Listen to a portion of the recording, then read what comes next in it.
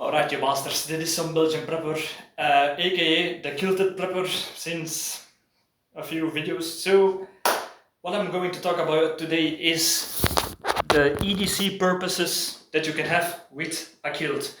I already made a video about the great kilt and the survival uses, but I also want to make a video on how you can use the regular kilt, the modern kilt, in EDC scenarios. The thing is, you would think that this is just something cultural, but as I always say in videos, there is a reason why people wear certain clothing in a certain way, in certain places, in certain times in history, and it always has something practical. And the kilt, in my opinion, since I discovered the kilt, I have found nothing but benefits of it that I can use even here in Belgium. So I'm going to show you what you can do, what the benefits are with wearing a regular kilt. So first of all is, let's first talk about the kilt itself, the skirt bit, if you like to call it. What are the benefits of those?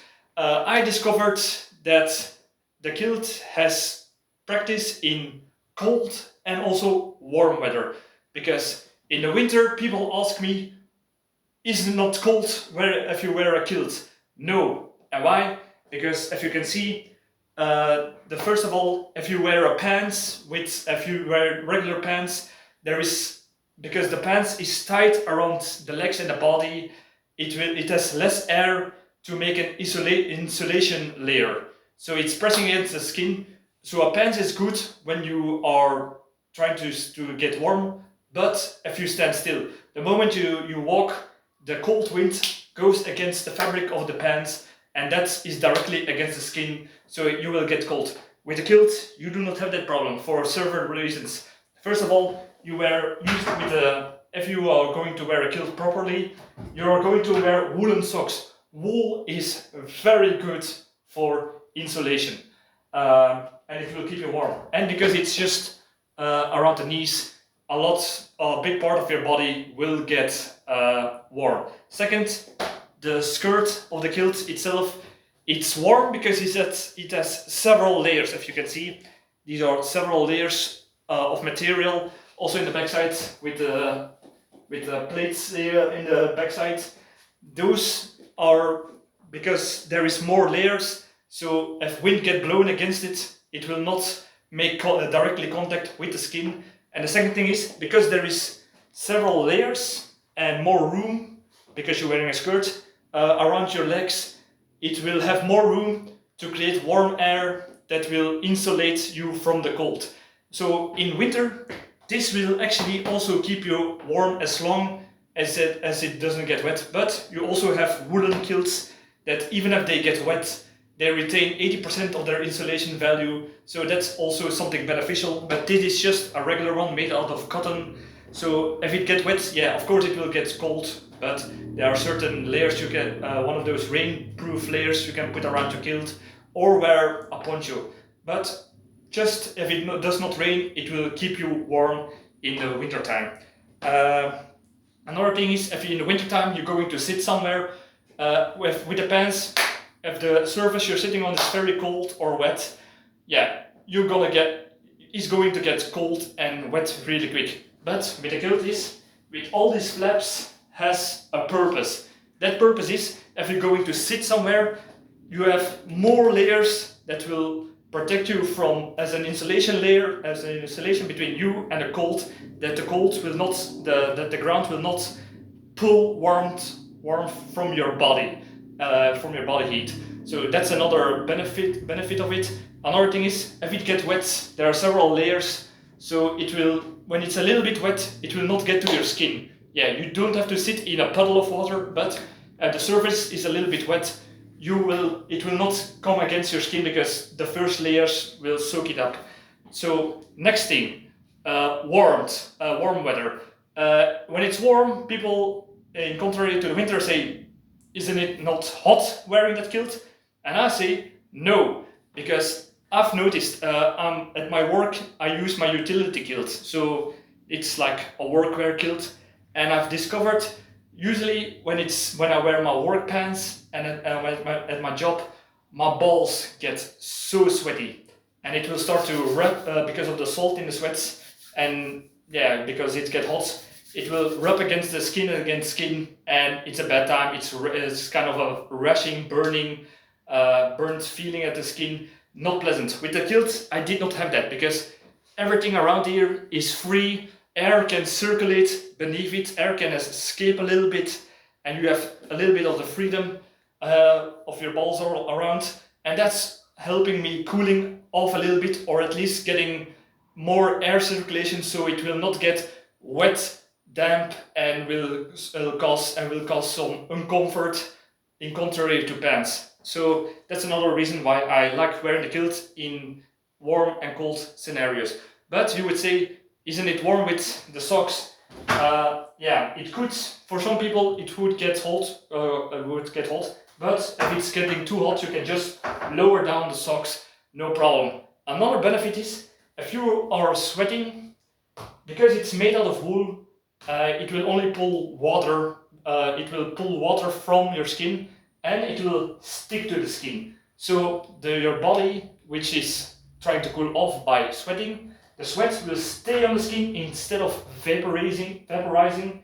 So the benefit is you do not lose much water that way, and it will still keep actually the skin cool, because it will keep the water on it that will pull body heat from your legs. So that's another benefit to me. Another benefit is, if you wear woolen socks, you can keep wearing those day after day.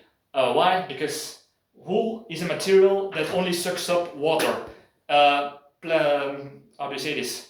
Plastic materials like modern clothing, like nylon, it will not only pull water but also oils from the skin. So the problem is, those oils are a feast buffet for bacteria. So if you wear socks for one day that are made out of non-natural materials, it will start to stink very fast. With wool, you do not have that problem. So that's another benefit in warm weather with the kilt. Another benefit is, you look awesome in a kilt. If you wear a kilt, less people will try to get into fights with you, because who wants to fight the guy wearing a kilt? Ask the Scottish people and the Englishmen. So that's the answer to that. But another thing that I like about the kilt is the sporen. The sporen is just, with the pants I always have a problem that if I put too much in it, it will press against my skin. But with the sporen, you do not have that problem. So, but before we look what I can use in my EDC sporen, one more thing. If you wear a kilt traditionally, you will see there is a kilt pin. That kilt pin is used not only for the decoration, but also that your kilt in heavy winds will not start to flap and show everything that is beneath it. So it's a little bit of a weight, but in this case, you can use the traditional kilt pin for self-defense. If you can see, this is a big piece of metal. If I would sharpen this even more, and somebody is threatening me with a weapon, I can just have to take this, just squeeze these two things, and I have a little knife that I can use for stabbing in self-defense. So that's a benefit. Another benefit could be, if you are going to an area where some annoying people could be, like drunk people at festivals, but you cannot take weapons or self-defense tools at those places because of security reasons, you can still have a means of defense in case you're scared there might be a spree killer or terrorist attack or whatever. You can still have this without suspicion. So that's another benefit. So let's look what's inside of the sporen. This is just an EDC, so this is something that you could wear in just everyday scenarios. Of course, this is just some paper handkerchiefs. Why? Yeah, to wipe your nose. If there is no toilet paper in the public urinals, you can wipe your ass with it. Or if there is a wound, you can press onto it. If you want to make a fire, you can use this as a kindle to make a fire. Easy. So that's a good thing. Of course, keys, never leave your house without your keys. This is the mouth mask, especially in these times of Corona, there's still some thing that you can use it as a mouth mask, or in case there is a fire or a building collapsing and there's dust everywhere, you can use this to protect a little bit of your breathing system. So yeah, I always wear this in just in case. Just paracords with a compass, cell phone, wallet. In this case, this is my wallet with some tools around it. So yeah, always handy to take with you. And it also has some metal, so people with those things to steal money via electronic ways cannot get into my cart with this. A pen, in case you have to write your phone number to a special little lady who asks you out. Bandages. Peppermints, in case you have to kiss that special little lady who asks you out. A handkerchief, just a handkerchief that's... Oh, shit. A handkerchief that could be used for several things. Protect your mouth, putting on a wound. You can make it wet, bind it around your head or your neck to keep you a little bit cool, or protection against the sun. Make it into an improvised tourniquet, always handy, especially if you have the pen. You can bind it around the wound, put the pen, turn it, twist it, and that way you can close off the artery that is going to the wounds. Some another bandages, some water purification tablets, condoms, instead when you get really lucky with that special little lady who asks you out, and also to carry water. If you have a water source, you can use the condom as a way to get the water. And if you have that condom filled with water, you can use the handkerchief as a protection layer to carry the bag, that it will not explode. I have done it once, and without it, and it water everywhere. A lighter, just to make fire, or if somebody asks a cigarette, fire for a cigarette. A picklock card, if you can see. This one of those, this looks like a credit card, but it's just a mini picklock set. In case one of your colleagues put their keys into the locker and close it down, and could happen. Was handy for a few times. And just a bobby pin, in case you want to get out of a pair of handcuffs, could always be handy. And the thing is, it's so small, even if somebody takes everything from your sporan, you can still hang it on the side, so it will not be noticed, and you always have a way to get out of the handcuffs. I made a video on how to get out of those, so I would advise to watch those. And of course, not to forget, a little bit of rum or whiskey if you want to be traditional, but I always like to keep a little bit of booze, just when you're with friends, if you have to celebrate something, just if you want to relax off the moment, always handy. And also to purificate, if you have a wound that you do not want to get infected, pour some rum or whiskey on it, and it can help you disinfect the wound. And that's everything. Oh, there's still one more thing.